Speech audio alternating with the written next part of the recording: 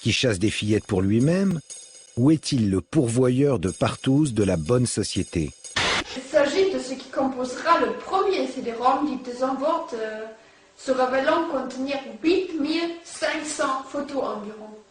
Ces photos mettent en scène tout d'abord des enfants dénudés dans des poses suggestives, puis de très nombreuses photos immortalisent des actes d'attouchement, de viol. Et l'abomination va crescendo jusqu'à des viols de bébés, des scènes de torture allant jusqu'à l'usage de fer à repasser, d'électrodes. L'horreur va jusqu'à la mise à mort d'une enfant par égorgement au couteau. Le sexe avec les enfants, je vous en prie. Ce sujet-là est un sujet qu'on ne peut plus aborder aujourd'hui. Il y a une espèce de chape de plomb qui tombe, comme ça, qui tombe de boucles blondes, n'est-ce pas, sur l'ensemble de la société, qui vient interdire tous les comportements un peu différents, un peu anormaux. Mais bien sûr, chaque fois, on revient à la pédophilie. La pédophilie est un sujet qui est maintenant totalement interdit. C'est politiquement correct. Vous ne pouvez plus dire un mot sur ce sujet. Pourquoi pas? Sans être diabolisé, il faut immédiatement. en parler. Moi, je pense qu'il faut en parler, au contraire. Ah bon? Oui, je Et comment en pense. parler alors? Sans dire que c'est... En disant quoi? En disant que tous ceux qui sont attirés par les enfants sont des criminels? Non. Qu'il faut mettre en prison ad vitam aeternam? Bah oui, c'est ça ce qu'il faut dire? Non. À midi pile, un homme s'approche du lieu. C'est bien lui. Il semble chercher du regard la jeune enfant avec qui il pense avoir rendez-vous. Vous êtes là pour rencontrer Jessica? Oui. Pourquoi faire? On va discuter, on va se faire connaissance. Là, vous lui dites ce jour-là à 18h43, très bien, j'ai envie de te caresser. Oui, il faut bien dire des choses. Vous auriez pu dire autre chose que ça? Non. Vous lui avez dit, tu écarteras bien tes cuisses pour que je fasse des photos de ta chatte. Ah oui, ouais. Ça, c'était le but de la rencontre aujourd'hui, peut-être? Non. Et pourquoi vous êtes venu alors? Parce que là, je suis venu parce que ça me semblait crédible. Mais vous savez que c'est parfaitement interdit par la loi? Oh, bon, oui. S'il faut qu'on s'arrête à la loi, on est bien... Hein. Un monsieur, un activiste qui lutte en France depuis des années contre la pédophilie a disparu. Ses amis, sa famille, ses proches, les personnes qui comptent sur lui sont aujourd'hui inquiets quant à sa santé, inquiets de ne pas savoir en fait ce qui lui est arrivé. Cette personne, c'est Stan Mayo. Stan Mayo est en effet recherché par la police pour avoir participé à l'enlèvement d'un enfant qui était entre les mains d'une secte sataniste. C'est bien entendu un acte que l'on peut considérer comme répréhensible, mais que moi je considère comme salutaire. Enfreindre la loi pour sauver des enfants n'est selon moi pas un crime que l'on doit poursuivre. Je crois que d'autres personnes ont déjà fait ce genre d'acte. Je pense par exemple à Madame Anne-Marie Lizin, l'ancienne présidente du Sénat ici en Belgique. Et donc, clairement, je tiens à me joindre à l'angoisse et à la crainte de toutes les personnes qui depuis des jours se mobilisent pour savoir ce qui est réellement arrivé à Stan Mayo.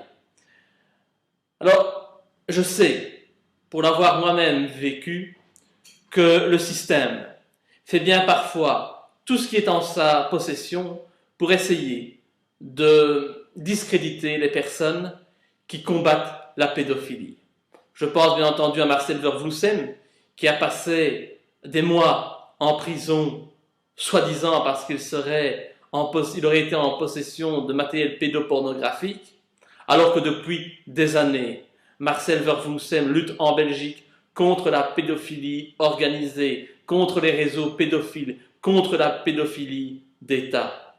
Et bien entendu, il a fallu qu'on l'accuse des faits que lui-même dénonce, c'est-à-dire la pédopornographie. Moi-même, j'aurais pu être comme M. Vervloesem. Il aurait pu m'arriver exactement la même chose. Une confidence, vous savez tous que j'ai été perquisitionné il y a quelques mois de cela suite à mes révélations dans le dossier Dutroux. Et la veille de cette perquisition. J'ai rencontré un individu qui s'est présenté à moi, qui a tenté de fixer un rendez-vous auquel j'ai répondu positivement. Et cette personne m'a mis entre les mains des photos d'enfants abusés, ce qu'on peut considérer comme du matériel pédopornographique. Imaginez ce qu'il serait advenu de moi si lors de ces perquisitions on avait trouvé ces photos dans mon bureau, dans mes archives, dans mes documents. Heureusement, j'avais pris soin de faire disparaître ces photos litigieuses et horribles dès la fin de ma rencontre avec cet individu. Comme vous le voyez, tout est donc fait pour salir les personnes qui luttent activement contre la pédophilie, parce que nous dérangeons tout simplement. Et donc aujourd'hui, je suis particulièrement préoccupé par le sort qui est réservé à Stan Mayo. Je voudrais savoir où il se trouve, je voudrais savoir ce qui est mis en œuvre pour le retrouver, et j'aimerais bien entendu que l'on tienne informer ses proches d'une éventuelle incarcération ou d'une éventuelle mise au secret. Nous devons savoir ce qui est arrivé à Stan Mayo. Nous ne pouvons pas rester dans l'ignorance et l'indifférence face à quelqu'un qui se mobilise depuis des années et tous les jours pour lutter contre les crimes faits aux plus faibles, aux enfants. Donc voilà, je tenais simplement à signaler cette disparition, à montrer à quel point j'étais préoccupé par la situation et surtout à apporter tout mon soutien aux proches de Stan Mayo en leur disant qu'en Belgique, un député pense à lui, qu'ils ne sont pas seuls et que tous ensemble, nous ferons le maximum pour aboutir dans notre lutte contre la pédocriminalité, la pédopornographie. Voilà. Je vous remercie pour votre attention et je vous demanderai de diffuser au maximum cet avis afin que la population ne reste pas dans l'ignorance et qu'elle sache le sort qui est réservé à ceux qui ont le courage de se lever contre la pédocriminalité et contre les dérives des hauts gradés et des puissants de ce monde. Je vous remercie. Les images sont abominables. Parler du viol d'un bébé, ça paraît, c'est inconcevable. D'un seul coup, on le voit. C'est-à-dire qu'on est obligé de se dire ça existe. Il y a des gens qui violent des bébés. Tu tues les enfants? Comment tu le sais ça? Parce que j'aime plus.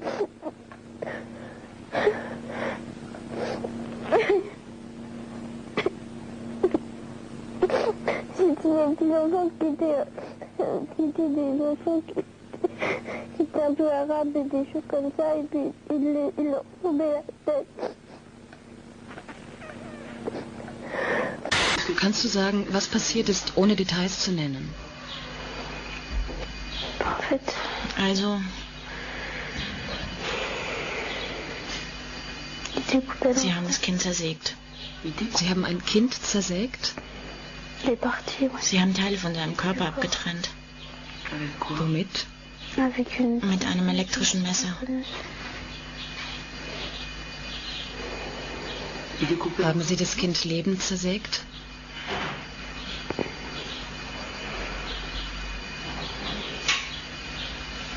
Und dann haben Sie es getötet? Nein, Sie haben es leiden lassen.